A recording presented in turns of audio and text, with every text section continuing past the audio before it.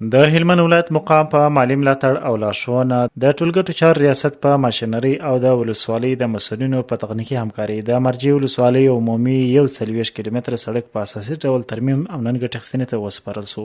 د مرجع ولسوال الحاج ملا ګل محمد نافذ وایي چې د مرجع او نادعلي دراهي څخه شروع بیا تر محمد یوس چاري پورې عمومي سړک چې تخریب شوی وو او دغه ته اړتیا درلوده د ولایت مقام د لارښوونې او مالی ملاتړ په اساس د ټولګټو چارو ریاست په ماشینري او د ولسوالۍ د مسؤلینو په تخنیکي همکارۍ ترمیم سو. دا ګیرې وسو په اساسي ډول جوړ سو او نن ګټه اخیستنې ته وسپارل سو.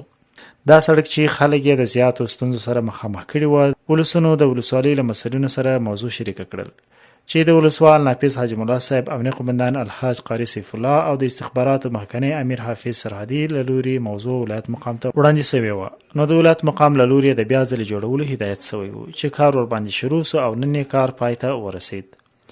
د مرجع ولسونو د دې سړک په ترمیم سره خوشي څرګنده کړه. د مسؤلینو هڅې د قدر وړ وبللې. د یادول وړ ده چې د دې سړک په جوړولو سره 12 پلچکونه هم په اساسي ډول ورغول سو.